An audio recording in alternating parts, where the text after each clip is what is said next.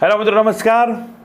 Banaskantha Lok Sabha seat પર જ્યારથી ગેનીબેન ઠાકોર છે એ ચૂંટાયા છે, જીતીને આવ્યા છે, ત્યારથી ફરી એક સરસાએ જોર પકડ્યું છે કે હવે વાવ બેઠક પર ગેનીબેન ઠાકોર છે એ રાજીનામું આપશે અને આપી પણ દીધું છે. પરંતુ હવે એ વાવ બેઠક પર કોણ ચૂંટણી લડશે, કોણ કોંગ્રેસના ઉમેદવાર છે, કોણ ભારતીય જનતા પાર્ટીના ઉમેદવાર છે, તો હાલ સોશિયલ મીડિયામાં અને ન્યૂઝ ચેનલોમાં જે ચર્ચા થઈ રહી છે કે વાવ બેઠક પર કોણ ડ્રાઇવિંગ સીટ પર બેસવા જઈ રહ્યું છે. ગેનીબેન ઠાકોર, ગુલાબસિંહ રાજપૂત એક બુલેટ પર જઈ રહ્યા છે, એવા પણ ફોટાઓ વાયરલ થઈ રહ્યા છે. વાવ વિધાનસભાની બેઠક છે એ કોંગ્રેસના હાથમાં છે. હવે એ બેઠક કોંગ્રેસ ગુમાવવા માંગશે નહીં. હવે એ બેઠક કોંગ્રેસ જાળવી રાખવા માટે બધા સમીકરણો જોઈ અને ઉમેદવાર છે એ મૂકશે. એટલે ઘણા બધા ઉમેદવારની ચર્ચા થઈ રહી છે, પરંતુ કંઈક એનાથી હટકે મને જે લાગી રહ્યું છે, જે બી ન્યૂઝ ચેનલોમાં નામ ચાલી રહ્યા છે તેની બી ચર્ચા કરવી છે. પરંતુ અંતે એ દરેક નામ છે એ પડ્યા રહે છે અને જે નવા નામ ચર્ચામાં આવી શકે તેની વાત આપણે આજના વિડીયોમાં કરવી છે. તો અમારી ચેનલમાં ભારતમાં અને ગુજરાતમાં જે બી ઘટનાઓ ઘટતી હોય છે તેને સરળ ભાષામાં સમજાવતા હોઈએ છીએ. આવા ને આવા વિડીયો જોવા માટે અમારી ચેનલને તમે સબસ્ક્રાઇબ કરી શકો છો. બાજુનું બેલ આઇકન છે તેને ઓલ સિલેક્ટ કરો, જેથી કરી અમારો વિડીયો અપલોડ થાય તરત તમને નોટિફિકેશન મળી જાય. વિડીયોની શરૂઆત કરીએ. જ્યારથી ગેનીબેન ઠાકોર બનાસકાંઠામાં પૂરા ગુજરાતમાં એકમાત્ર સીટ કોંગ્રેસની લઈને આવ્યા છે, ત્યારબાદ જ તરત જ વાવ બેઠક પર હવે કોણ? ગેનીબેન ઠાકોર બનાસકાંઠામાંથી રાજીનામું આપી રહ્યા છે. એ બાદ થંબનેલો એવા વિડીયો છે તમે જોયા છે કે ગેનીબેન ઠાકોર રાજીનામું આપી રહ્યા છે, લોકસભામાંથી આપે છે કે વિધાનસભામાંથી આપે છે એવું કોઈ લખેલું આવતું નહોતું, પરંતુ સાંસદ મોટું પદ છે માટે વિધાનસભામાંથી જ રાજીનામું આપે છે. એક વ્યક્તિ છે બે પદ પર રહી શકતા નથી. નરેન્દ્ર મોદી પર વારાણસી અને વડોદરા બે બેઠક પર લડ્યા હતા, બંને સીટ પર જીત્યા હતા. વડોદરા સીટમાંથી એને રાજીનામું આપ્યું હતું. બાદમાં પેટા ચૂંટણીમાં રંજનબેન ભટ્ટ છે એ ચૂંટાયા હતા. તો એ જ રીતે ગેનીબેન ઠાકોર બે પદ પર નહીં રહી શકે, વાવ બેઠક પર રાજીનામું આપી દીધું છે. અને હવે વાવ બેઠક પર કોંગ્રેસ ક્યાં ઉમેદવારને, ક્યાં મૂર્તિયાને કોંગ્રેસની બેઠક જાળવી રાખવા માટે ઉતારશે મેદાનમાં. ઘણા બધા નામોની ચર્ચા થઈ રહી છે, પરંતુ એ નામોની પણ ચર્ચા કરવી છે. સાથે અંતે જે મને લાગી રહ્યું છે તે મારા વિચારો પણ હું રજૂ કરીશ. ગેનીબેન ઠાકોરની જીતમાં ગુલાબસિંહ રાજપૂતે ખૂબ સારું યોગદાન આપ્યું છે. સૌ પ્રથમ ગુલાબસિંહ રાજપૂતના નામની ચર્ચા કરવી છે, સાથે એના પરિચયની પણ વાત કરવી છે. થરાદ બેઠક પર ધારાસભ્ય પણ રહી ચૂક્યા છે. આ છેલ્લી વિધાનસભા 2022માં શંકર ચૌધરી સામે એને હારનો સામનો પણ કરવો પડ્યો છે. ખૂબ જ બમ્પર વોટિંગ થયું હતું થરાદ વિધાનસભા સીટ પર. એ પહેલાં 2017માં ગેનીબેન ઠાકોર સામે શંકર ચૌધરીની હાર થઈ વાવ બેઠક પર. બાદમાં 2022માં વાવ બેઠક છોડી, હારનો ડર સતાવી રહ્યો હતો માટે વાવ બેઠક છોડી અને થરાદ બેઠક પર ગુલાબસિંહ રાજપૂતની સામે શંકર ચૌધરી બાદ ભીડવા માટે જાય છે અને ત્યાં એ સફળ પણ થાય છે. એટલે ગુલાબસિંહ રાજપૂત છેલ્લી વિધાનસભામાં થરાદમાંથી હારેલા છે. અગાઉ ધારાસભ્ય રહી પણ ચૂક્યા છે. અને 2017માં પરબત પટેલ જે બનાસકાંઠાના પૂર્વ સાંસદ રહી ચૂક્યા છે ગેનીબેનની પહેલાં, એ 2017માં થરાદ બેઠક પર ગુલાબસિંહ રાજપૂત સામે લડ્યા હતા અને પરબત પટેલ ધારાસભ્ય પણ બન્યા હતા. 2 વર્ષ બાદ લોકસભાની ચૂંટણી આવે છે અને બનાસકાંઠા લોકસભા સીટ પર પરબત પટેલને લોકસભાની બેઠક મળે છે. હવે ગુલાબસિંહ રાજપૂતની કેટલી શક્યતા છે? ગેનીબેન ઠાકોરના જીતમાં ખૂબ સારું યોગદાન, ખૂબ સારી મહેનત ગુલાબસિંહ રાજપૂતે કરી છે. એ થરાદમાંથી હોય કે વાવમાંથી હોય કે ઓવરઓલ બનાસકાંઠામાંથી હોય, રાત દિવસ એક કરી કોંગ્રેસને જીતાડવા માટે, ગેનીબેનને જીતાડવા માટે મહેનત કરી છે. પરંતુ શું આ મહેનતથી તેને ટિકિટ મળી જાય ખરી? કેમ કે એ તો થરાદ વિધાનસભા વિસ્તારમાં તેનું કાર્યક્ષેત્ર છે, ત્યાં એ ધારાસભ્ય રહ્યા છે, અવારનવાર ત્યાંથી લડ્યા છે, હાર્યા છે, જીત્યા છે. હવે એને વાવ બેઠક પર જાય, વાવ બેઠકના કોંગ્રેસના સ્થાનિક ઉમેદવારો જે ટિકિટની રાહ જોઈને બેઠા છે ઘણા વર્ષોથી, એ લોકો શું વિરોધ નહીં કરે? શું ગુલાબસિંહ રાજપૂતને છતાં કોંગ્રેસ ટિકિટ આપે? અને ગુલાબસિંહ રાજપૂતને ટિકિટ શા માટે આપે કે ન આપે?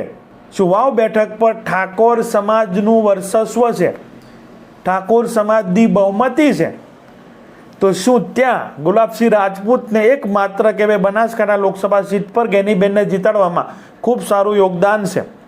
તો ત્યાં ઠાકોર સમાજનાની ટિકિટ કાપી એટલે ગેનીબેન ગયા છે.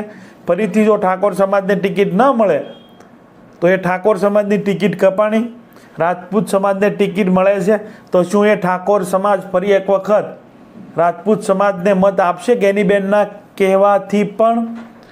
કેમ કે સામે લગભગ ભારતીય જનતા પાર્ટીમાંથી ઠાકોર સમાજના જ ઉમેદવાર આવવાના છે અને પેટા ચૂંટણીમાં મોટા ભાગે જે સત્તા રૂઢ પાર્ટી હોય તેના જ ઉમેદવાર છે એ જીતતા હોય છે.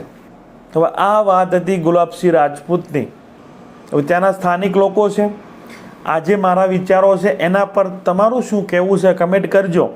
બાદમાં કેપી ગઢવી છે, જે ગેનીબેન ઠાકોરના ખૂબ નજીકના માનવામાં આવે છે, તેને પણ ટિકિટ મળવાની શક્યતા જણાઈ રહી છે, તેનું પણ નામ આગળ ચાલી રહ્યું છે. ગુલાબસિંહ રાજપૂત જે રાજપૂત છે, આ ગઢવી છે. વાવ બેઠક પર જ્ઞાતિ સમીકરણ પણ ખાસ જોવામાં આવશે. પેટા ચૂંટણી છે, કોંગ્રેસની એ સીટ છે, એ સીટ ન ગુમાવવા માટે જ્ઞાતિ સમીકરણ જોવું પડશે. શું ગઢવી કે રાજપૂત સમાજને ટિકિટ આપવામાં આવે તો ઠાકોર સમાજ કોંગ્રેસને મત આપશે કે કેમ? કેમ કે ઠાકોર સમાજને સામે ઓપ્શન ભારતીય જનતા પાર્ટીએ ઠાકોર ઉમેદવાર આપ્યો છે, એટલે કેપી ગઢવીનું પણ જોવાનું રહેશે. બાદમાં પૂરા બનાસકાંઠામાં કહેવાય છે કે ઠાકોર ચૌધરી અને બાદમાં રબારી સમાજ આવે છે, જે મેં મીડિયામાં જોયું છે. પરફેક્ટ મને ખ્યાલ નથી, કદાચ પટેલ સમાજ પણ આવતો હોય, પણ જે રબારી સમાજ છે એ ઠાકોર ચૌધરી બાદ રબારી સમાજની વસ્તી પૂરા બનાસકાંઠામાં છે. તો એ રબારી સમાજનો સૌથી મોટો ચહેરો વાવ બેઠક પરનો ઠાકરસિંહભાઈ રબારી. તો એવું પણ કહેવાય છે કે બનાસકાંઠા લોકસભા સીટ પર ગેનીબેન ઠાકોરને જીતાડવામાં રબારી સમાજનું પણ એવું સારું યોગદાન છે. તો શું વાવ બેઠક પર ઠાકરસિંહભાઈ રબારીને એટલે કે રબારી સમાજના ઉમેદવારને ટિકિટ આપવામાં આવશે? આ જે ત્રણ નામ ચાલી રહ્યા છે, ઠાકરસિંહભાઈ રબારી, કેપી ગઢવી, ગુલાબસિંહ રાજપૂત. ગુલાબસિંહ રાજપૂત તો એમ એનો માઇનસ પોઈન્ટ છે કે એ થરાદ વિધાનસભા સીટ પર એનું કાર્યક્ષેત્ર છે, અને કેપી ગઢવી અને ઠાકરસિંહભાઈ રબારી, આ ત્રણમાંથી હજુ કોઈ ઠાકોર સમાજનું નામ સરસામાં નથી. મને એવું લાગી રહ્યું છે કે કોંગ્રેસ એ ઠાકોર સમાજના ઉમેદવારને ટિકિટ આપશે. જો ઠાકોર સમાજ સિવાયના અન્યને ટિકિટ આપવામાં આવે તો ભારતીય જનતા પાર્ટી વાવ બેઠક પર બાજી મારી શકે છે, અને શંકર ચૌધરી ઠાકોર સમાજના તેના નજીકના કોઈ વ્યક્તિને ટિકિટ આપી શકે છે. ભારતીય જનતા પાર્ટી માટે એક જ ઓપ્શન છે, ઠાકોર સમાજનો કોઈ સારામાં સારો ઉમેદવાર ઉતારવામાં આવે, અન્ય કોઈ ઓપ્શન નથી.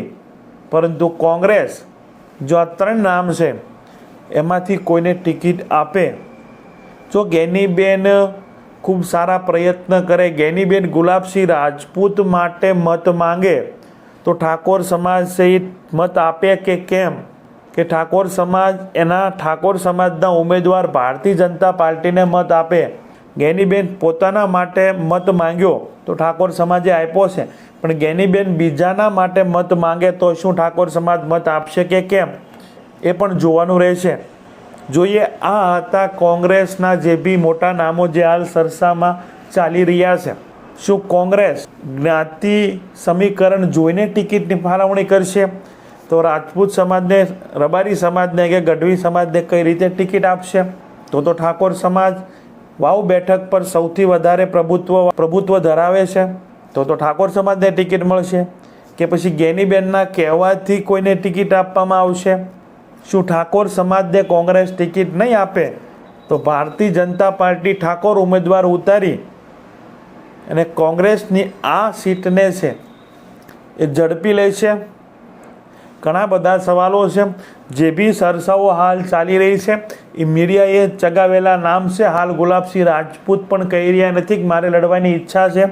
કોંગ્રેસ હાઈકમાન્ડ જે નામ નક્કી કરશે એને અમે લડાવીશું અને એને જીતાડીશું. દરેક ઉમેદવાર કે દરેક પાર્ટીના કાર્યકર્તાઓ એ જ બોલતા હોય છે, અંદરથી ઈચ્છા હોય છે. પરંતુ જે સમયે કઈ રીતના સોગઠાઓ બેહી રહ્યા છે, કઈ રીતનું વાતાવરણ હાલ ચાલી રહ્યું છે, એ વખતે એ નિર્ણય છે એ ઉમેદવારો છે એ લેતા હોય છે કે ચૂંટણી લડવા જેવું છે કે કેમ, પૈસા ખર્ચવા જેવા છે કે કેમ, આનાથી ફાયદો થાય છે થશે કે કેમ. કેમ કે લાખો કરોડો રૂપિયા ખર્ચાતા હોય છે. ઠીક છે, એક ગેનીબેન જે લોકસભા સીટ પર લડ્યા છે કે પૈસા ફંડિંગ લઈ લોકોના પૈસે કઈ રીતે ચૂંટણી લડી શકાય, પરંતુ એવું 100 કેસ એવો બનતો હોય છે. બાકી મેજોરિટી પૈસાથી ચૂંટણી લડાતી હોય છે. જોવાનું રહેશે આ 3 ઉમેદવાર છે એ 3 ઉમેદવારમાંથી કોઈને ટિકિટ આપે છે કે પછી જ્ઞાતિ જાતિ સમીકરણ પ્રમાણે કોંગ્રેસને પણ ભારતીય જનતા પાર્ટી એક ઠાકોર ઉમેદવારને ટિકિટ આપશે. તો આ 3માંથી કોઈને અને ઠાકોર સમાજના કોઈક મજબૂત ઉમેદવારને કોંગ્રેસે ઉતારવો પડશે. જો જીતવું હશે તો આ સીટ જાળવી રાખવી હશે તો. આ વાત પર તમારું શું કહેવું છે? તમારા વિચારો જરૂર કમેન્ટ બોક્સમાં છે એ રજૂ કરજો. તો અમારી ચેનલમાં ભારતમાં અને ગુજરાતમાં જે બી ઘટનાઓ ઘટતી હોય છે તેના સરળ ભાષામાં સમજાવતા હોઈએ છીએ. અમારા વિડીયોથી તમને જરા પણ કંઈક નવું જાણવા મળ્યું હોય તો અમારી ચેનલ સાથે તમે જોડાઈ શકો છો, અમને મદદ કરી શકો છો, અમને પ્રોત્સાહિત કરી શકો છો આવા ને આવા વિડીયો બનાવવા માટે. તો અમારી ચેનલને સબસ્ક્રાઈબ કરો, બાજુનું બેલ આઇકન દબો જેથી કરી અમારો વિડીયો અપલોડ થાય તરત તમને નોટિફિકેશન મળી જાય. Thank you. નેક્સ્ટ વિડીયોમાં મળીએ.